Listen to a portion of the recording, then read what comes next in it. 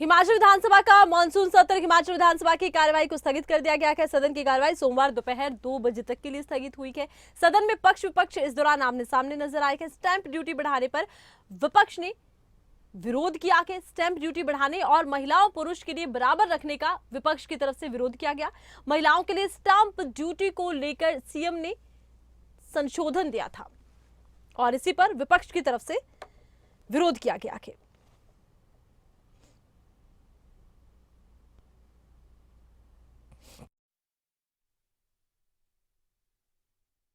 Nothing will go on record. Nothing will go on record. Nothing will go on record. I have not permitted anybody. No slogan shouting. I have not permitted anybody. Please take your seats. Please take your seats. Please take your seats. Please take your seats. बैठिए ना. बैठिए. Please take. Please take your seats. Take your seat. Please take your seat. बैठिए. Take your seat. Take your seat. मुझे ruling देने दो, व्यवस्था का प्रश्न है. Whatever you want to say, I will be permitting the opposition leader also, the parliamentary affairs minister also, and if any other member wants to speak, okay, this slogan shouting will not do. So please, for God's sake, what do you want to say, honorable? Division मांगा हमने, division मांगा, खड़े होकर मांगा, division मांगा और उसके बाद ये इधर से उधर से निकलने की कोशिश की और जो बाद में आए, जब वोटिंग हाउस में हो चुकी है, उसके बाद बाहर से आना वो तो काउंट नहीं होगा उसमें. और दूसरी बात, डिवीजन मांगा, इस हाउस में मांगा, यू वर नॉट हियर, आप थे नहीं यहाँ, प्लीज टेक योर सीट, नहीं यहाँ पर. Please take your seats. मैं अभी व्यवस्था दूंगा. Let him complete. इसलिए अध्यक्ष महोदय, ये बिल पास करना इस सूरत में बिल्कुल भी सही नहीं होगा जब इंट्रोडक्शन पर ही इनका वोट कम था, हमारा वोट ज्यादा था, ना के पक्ष में ज्यादा थे, तो ये इंट्रोड्यूस ही नहीं होना चाहिए आगे. और इसलिए क्या होता है, late him complete. Voice vote कैसा था, कैसे जब था, जब डिवीजन मांगा हमने, डिवीजन तो आसन ने देना था ना.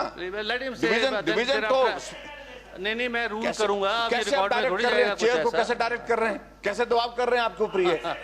हाँ, हम नहीं दबाव कर रहे हैं, हम तो एक चीज कह रहे हैं, ऐसा ये बात नहीं कहनी है. अच्छा प्लीज, 6 बार 5 बार कहते हैं, नियम का विषय है, व्यवस्था का विषय है. अध्यक्ष महोदय, मैं यही कहना चाह रहा हूं, जब इंट्रोडक्शन में ही बिल गिर गया, इसको आगे इसको पास करने की गुंजाइश ही नहीं है. अब इसके बाद बिल्कुल गुंजाइश नहीं है इसको. और ये बिल पारित नहीं हो सकता इस तरह से, जिस तरह से आप करने की कोशिश. जब डिवीजन हमने मांगा तो देना तो चाहिए था. मैं व्यवस्था दे दूंगा. अध्यक्ष महोदय ने डिवीजन देना था. आप एक मिनट, मुख्यमंत्री जी एक minute. I will allow you, let him sit first. मेरा कहने का मतलब यही है कि जिस भी हालात में ये बिल यहां पर प्रस्तुत किया गया, जब इंट्रोडक्शन के लिए हाउस में वोटिंग हुई, voting has already taken place और इसमें नो की फेवर में नंबर ज्यादा रहा और यस की फेवर में कम रहा. तो जब कम रहा तो ये इंट्रोड्यूस ही नहीं हो सकता. चलिए ना, this is what you wanted to say and you are just requesting the chair. और हमने डिवीजन आपसे मांगा, तब तक के लिए छोड़ डाल दिया हम लोग. चलो एनीवे ना, आपने अपना पॉइंट रख दिया. अब फाइनल तो मैं यहां से बोलूंगा, वही होगा ना. आप if you want to say anything, honourable chief minister, I will decide it. देखा कि हमारा नाम अखबारों में कैसे आए, सुझाव भी खुद दे रहे थे और भाग भी खुद ही रहे हैं. आपने बिल इंट्रोड्यूस कर दिया था. बिल इंट्रोड्यूस के बाद, जैसे कि माननीय राजस्व मंत्री ने कहा, उस पर वोटिंग भी होगी. एक अमेंडेड फॉर्म्स आया, उसमें अच्छे काम के लिए आया, कोई कम की. हमने बोला कि 80 लाख तक जो हमारे हिमाचल प्रदेश में जो हमारी माताएं हैं, बहनें हैं, उनको हम 4% रजिस्ट्री की फीस लेंगे. ये हमने कहा, पहले 50 लाख थी. तो उस दृष्टि से जब ये अभी बात कर रहे हैं, ये किस चीज के लिए बात कर रहे हैं, मुझे तो अभी तक ये इनसे पूछना था कि माननीय जयराम ठाकुर जी, आप क्या बोलना चाह रहे हैं. आपको भी इस बिल में समर्थन देना चाहिए था. जिस तरह इन्होंने आपदा राहत में से हमारा समर्थन नहीं किया, उस तरह आज महिलाओं के लिए जो हम 80 लाख तक 4% वाला ला रहे उसमें भी समर्थन नहीं कर रहे हैं। तो इनका हम तो भगवान से चाहते हैं कि विपक्ष को सद्बुद्धि मिले तो इस दृष्टि से हमने ये बढ़ाया है महिलाओं के लिए। तो महिला विरोधी है ये तो पहले प्रदेश विरोधी रहे, अब महिला विरोधी है। और ये बात हम आपसे कहना चाहते हैं। बहुत बहुत धन्यवाद। मैं सरकार की मंशा से कुछ हद तक सहमत हूँ। सहमत इसलिए हूँ कि मंशा ये है कि डिस्पोजल जल्दी हो, क्योंकि रेवेन्यू के केसेस ऐसे हैं कि ये मामले ऐसे हैं कि बहुत वर्षों तक लंबित रहते हैं, बहुत लंबे अरसे तक लंबित रहते हैं, जिसके परिणाम स्वरूप जो है वो बहुत सारी कठिनाइयों के दौर में से लोगों को गुजरना पड़ता है। लेकिन मेरा मानना है जो प्रोसीजर अभी जो इसमें आपने फॉलो किया इस एक्ट के माध्यम से जो उस पर आप थोड़ा सा विचार करें। ये व्यवहारिक नहीं है, इसको थोड़ा व्यवहारिक पक्ष में लाने की आवश्यकता है। और इसलिए मैं इस बात को भी देख रहा हूं कि आज के सभी पेपर में, न्यूज़पेपर में देखिए, विधेयक बनने से पहले राजस्व कर्मियों की वार्ता के लिए बुलाया जाए, सरकार की से अपील की हुई है। राजस्व अधिकारियों की ओर से भी कहा कि भाई पहले हमसे बातचीत की जाए, क्योंकि हमारे कुछ मसले हैं, हमारे बहुत सारे इश्यूज हैं, और ये विधेयक पर अंतिम मोहर लगने से पहले खाली पद भरे जाए। बहुत सारे अखबारों में इस सारी चीज को लेकर के आए हैं, बातें आई है। अध्यक्ष महोदय, सबसे बड़ी बात है ये है कि जो पेनल्टी क्लॉज जिसका जिक्र यहाँ मुझसे पहले माननीय सदस्य रणदीप शर्मा जी और त्रिलोक जी ने किया,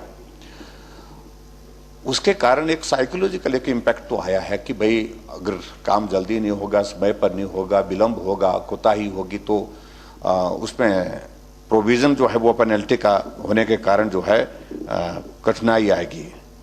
लेकिन दूसरा एस्पेक्ट जो नीचे हमको व्यवहारिक रूप से देखना है, लगभग हमारे प्रदेश की स्थिति है कि 50% के करीब जो है सब तहसीलों में नायब तहसीलदार नहीं है, और लगभग इतनी ही स्थिति ऐसी है कि तहसीलों में तहसीलदार नहीं है। कानगो सर्कल में कानगो नहीं है, 50% कानगो जो है वो पद खाली पड़े हैं। पटवारी की परिस्थिति भी लगभग ऐसी है। और उसके बाद जो दूसरा पार्ट तो इंपॉर्टेंट है कि बहुत सारे मामलों में इन्हीं लोगों को पेशियों में जाना पड़ता है, डिमार्केशन में जाना पड़ता है, तकसीम में जाना पड़ता है, म्यूटेशन के लिए सारी प्रोसेस करनी पड़ती है। तो बहुत सारी चीजों में इस प्रकार से जब इन्वॉल्वमेंट रहती है, और शॉर्टेज ऑफ स्टाफ वहां पर जिस प्रकार से पहले कहा गया वो बहुत ज्यादा है, एक्यूट शॉर्टेज है। उस सूरत में व्यवहारिक पक्ष नहीं हो पाएगा कि जिस प्रकार से इस एक्ट के माध्यम से जो अमेंडमेंट आ रही है उसको हम पूरा कर सकें। इसके कारण जो है वो बहुत बड़ा दबाव नीचे जो कर्मचारियों के और अधिकारियों के ऊपर रहेगा, और उसके कारण डिस्पोजल नहीं हो पाएगा। ऐसे में मेरा यही कहना है कि जो हमने हिमाचल प्रदेश में एक प्रयत्न किया था, आमतौर पर लगभग 4000 खसरा नंबर के ऊपर एक पटवार सर्कल 4000, 4500 ऐसा मान के चलते 3000 से ऊपर होते हैं। हमने इसको पटवार सर्कल हमने इंक्रीज करने की कोशिश की। उसकी वजह यह कि यूनिट जब छोटा बनेगा, रेवेन्यू यूनिट छोटा बनेगा, और वहां पर पटवारी जब वहां पर होगा काम करने के लिए, तो निश्चित रूप से काम का लोड कम होगा, और काम का लोड कम होगा तो निश्चित रूप से डिस्पोजल जो है वो पेंडिंग केसेस का जल्दी हो पाएगा। लेकिन आपने वो सारे वो पद जो है वो तहसीलें खोली वो बंद कर दी, सब तहसीलें खोली वो बंद कर दी, पटवार सर्कल खोले वो बंद कर दिए, कानगो सर्कल खोले। सही मंशा तो उसके माध्यम से पूरी हो रही थी। उसके बाद with the passage of time आपको पोस्टें भरने के लिए काम होना था, लेकिन लोगों को बहुत बड़ी सुविधा उसके माध्यम से मिलनी थी। ये मुझे लगता है कि बहुत डिटरेंट है। मैं सरकार